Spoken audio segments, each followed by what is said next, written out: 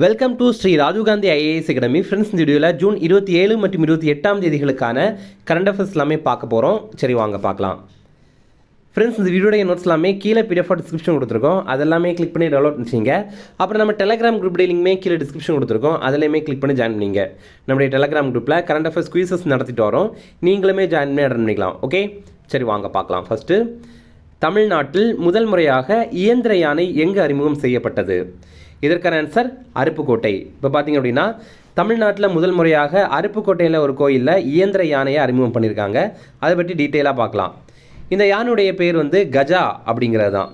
இதை எங்கே அறிமுகம் பண்ணியிருக்காங்கன்னா, விருதுநகர் மாவட்டத்தில் அருப்புக்கோட்டையில் அஷ்டலிங்க ஆதிசேஷ செல்வ விநாயகர் கோயில் அப்படிங்கிற கோயிலில் தான் அறிமுகம் பண்ணியிருக்காங்க.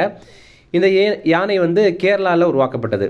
இதை யார் வழங்கியிருக்காங்க அப்படின்னா, நடிகை த்ரிஷா இருக்காங்கள அவங்களும், சென்னையை சேர்ந்த தன்னார்வ அமைப்பான பீப்புள் ஃபார் கேட்டில் இன் இந்தியா அப்படிங்கிற அமைப்பும் சேர்ந்து வாங்கி வழங்கியிருக்காங்க. இதோடைய மொத்த மதிப்பு ரூபாய் 8 லட்சம். அடுத்தது, தமிழகத்தில் பள்ளிகளில் தண்ணீர் குடிக்க ஞாபகப்படுத்த எந்த நேரத்தில் வாட்டர் பெல் அடிக்கப்படுகிறது? இதற்கான ஆன்சர் இவை அனைத்தும். அதாவது இப்போ பார்த்தீங்க அப்படின்னா, ஸ்கூலில் தமிழகத்தில் அரசு பள்ளிகளில் மாணவர்கள் கரெக்டான டைமில் தண்ணி குடிக்கணும், இல்லைனா அவங்க மறந்து தண்ணி குடிக்காமலே இருந்துருவாங்க.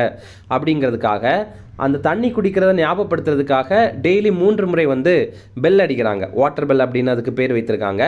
காலையில் 11 மணிக்கு ஒரு முறை, அப்புறம் மதியம் 1 மணிக்கு ஒரு முறை, அப்புறம் பிற்பகல் 3 மணிக்கு ஒரு முறை. இந்த மாதிரி 3 முறை இந்த பெல் அடிக்கிறாங்க. பள்ளிகளில் வாட்டர் பெல் திட்டம்.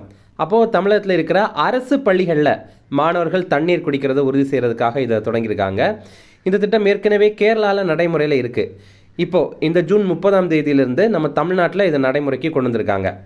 இது 3 முறை பெல் அடிக்கிறாங்க. காலை 11 மணிக்கு, அப்புறம் பகல் 1 மணிக்கு, அப்புறம் பிற்பகல் 3 மணிக்கு.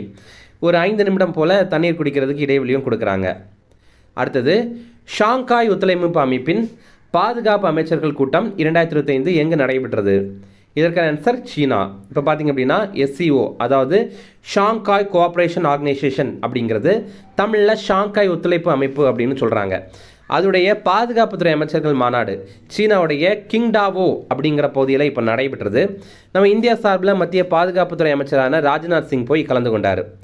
அப்போது இந்த மாநாட்டுடைய முடிவில், அதாவது இந்த மீட்டிங்குடைய முடிவில் கிங்டாவோ கூட்டறிக்கை அப்படிங்கிறது ஒன்று அறிமுகம் பண்ணாங்க. ஆனால் அது நிறைவேறலை. ஏன் நிறைவேறலை அப்படின்னா, இந்த கிங்டாவோ கூட்டறிக்கையில் கையொப்பிட மாட்டோம், அதாவது கையெழுத்திட மாட்டோம் அப்படின்னு இந்தியா மறுப்பு தெரிவிச்சிருக்காங்க. ஓகேவா? இப்போது இந்த SCO கூட்டமைப்பில் ஒரு நாடு இதற்கு அப்ரூவல் தரலை அப்படின்னாலும் அந்த கூட்டறிக்கை நிறைவேறாது. அப்போ எதனால் நம்ம இந்தியா சைன் பண்ணலை அப்படின்னா, இந்த கூட்டறிக்கையில் பகல்காம் தாக்குதல் குறித்த எந்த ஒரு கண்டனமும் இடம் பெறலை. அதனால தான். ஓகேவா? இப்போ உங்களுக்கான கேள்வி, இந்த SCO கூட்டமைப்பு இருக்குல்ல, அதில் இப்போது எத்தனை உறுப்பு நாடுகள் இருக்காங்க, அதே மாதிரி அதில் கடைசியாக இணைந்த உறுப்பு நாடு எது அப்படிங்கிறது உங்களுக்கு தெரியும்னா கமெண்ட்ஸில் சொல்லுங்கள். நம்ம ஏற்கனவே இதை பார்த்துருக்கோம். ஃப்ரெண்ட்ஸ், நம்ம ராஜீவ் காந்தி ஐஏஎஸ் அகாடமியில் TNPSC எக்ஸாமுக்கான பாடப்புத்தகங்கள் எல்லாமே இருக்குது. இதெல்லாம் பார்த்தீங்கன்னா தமிழில் இருக்குது, அதே மாதிரி இங்கிலீஷில் இருக்குது. இது நீங்கள் மொத்தமாக வாங்கிக்கலாம், அல்லது உங்களுக்கு தேவைப்படுற புத்தகம் மட்டும்தான் வேணும் அப்படின்னா கூட நீங்கள் கால் பண்ணி ஆர்டர் பண்ணிக்கலாம். நீங்கள் தமிழ்நாட்டில் எங்கே இருந்தீங்க அப்படின்னாலும் நாங்கள் இதை உங்களுக்கு கொரியர் மூலமாக சென்ட் பண்ணி தந்துடுவோம். அதே மாதிரி நீங்கள் சென்னையில் அண்ணா நகரில் இருக்கிறீங்க அப்படின்னா நம்முடைய ஸ்டடி ஹால் வசதி பயன்படுத்திக்கலாம். இங்கே AC வசதி இருக்குது, ஒய்ஃபை வசதி இருக்குது, அதே மாதிரி லைப்ரரி வசதி கூட இருக்குது. ஓகே, அடுத்தது, 2025 செஸ் கப் மாஸ்டர்ஸ் போட்டியில் வெற்றி பெற்ற இந்தியர் யார்? இதற்கான ஆன்சர் பிரக்ஞானந்தா. இப்போ பார்த்தீங்க அப்படின்னா, செஸ் கப் மாஸ்டர்ஸ் அப்படிங்கிற செஸ் போட்டி நடைபெற்றது. எங்கே நடைபெற்றது அப்படின்னா, உஸ்பெகிஸ்தானுடைய தலைநகரான தஷ்கண்டில் தான் நடைபெற்றது. இதில் நம்ம இந்தியாவை சேர்ந்த பிரக்ஞானந்தா வெற்றி பெற்றிருக்காரு. இதன் மூலமாக சர்வதேச தரவரிசையில் 4வது இடம் அவர் பிடித்திருக்காரு. இந்தியாவில் அவர் முதலிடம் பிடித்திருக்காரு. இப்போ பார்க்கும்போது உலக செஸ் தரவரிசையில் இந்தியாவிலேருந்து இப்போ இருக்கிறதுல முதலிடம் யார் இருக்கார் அப்படின்னா அது பிரக்ஞானந்தா தான். அவர் உலக அளவில் 4வது இடத்துல இருக்கிறாரு. அதுக்கப்புறம் இன்னொரு இந்திய வீரரான குகேஷ், இவர் சர்வதேச தரவரிசையில் 5வது இடத்துல இருக்கிறாரு. அப்போ உலகத்தில் முதலிடத்தில் இருக்கிறது யார் அப்படின்னா மேக்னஸ் கால்சன் அப்படிங்கிறவர். இவர் நார்வே நாட்டு செஸ் பிளேயர். அடுத்தது, ஆசிய இரட்டையர் ஸ்குவாஷ் சாம்பியன்ஷிப் போட்டி எங்கு நடைபெற்றது? இதற்கான ஆன்சர் மலேசியா. இப்போ பார்த்தீங்க அப்படின்னா, ஏஷியன் டபுள் ஸ்குவாஷ் சாம்பியன்ஷிப். இப்போ ஸ்குவாஷ் அப்படின்னா என்னென்னா, ஒரு சுவரில் பந்து அடித்து விடுவாங்க, அதுக்கப்புறம் அது திருப்பி வரும், அதுக்கப்புறம் திருப்பி அதை அடிப்பாங்க. அந்த மாதிரிப்பட்ட ஒரு போட்டி தான் இது. இதில் மலேசியாவில் குச்சிங் அப்படிங்கிற பகுதியில் இப்போ நடைபெற்றது. இதில் இந்தியா வந்து 3 பதக்கங்கள் ஜெயிச்சிருக்கோம். அது என்னன்னு பார்க்கலாம். இந்தியா ஆடவர் இரட்டையரில் சாம்பியன் பட்டம் வென்றிருக்கோம், மகளிர் இரட்டையரில் சாம்பியன் பட்டம் வென்றிருக்கோம், அப்புறம் கலப்பு இரட்டையர் இதுலேயுமே சாம்பியன் பட்டம் வென்றிருக்கோம். இதில் பாருங்கள், மென்ஸ் டபுள், விமென்ஸ் டபுள், அப்புறம் மிக்ஸ்டு டபுள். இப்போது மென்ஸ் டபுள் அப்படின்னா 2 பேருமே ஆண்கள் தான் இதில் விளையாடுவாங்க. இதில் பார்த்தீங்கன்னா தெரியும், முதல் படத்தில் இருக்கிறது மென்ஸ் டபுள். அப்போது அபய் சிங் மற்றும் வேலவன் செந்தில்குமார் இவங்க 2 பேரும் மென்ஸ் டபுளில் வந்து விளையாடிருக்காங்க.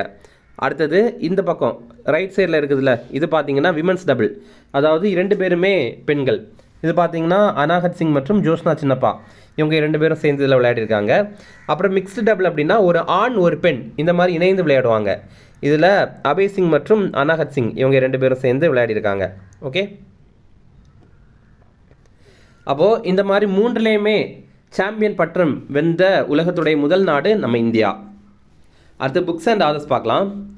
India 5000 years of history on the subcontinent அப்படிங்கிற புக் இது.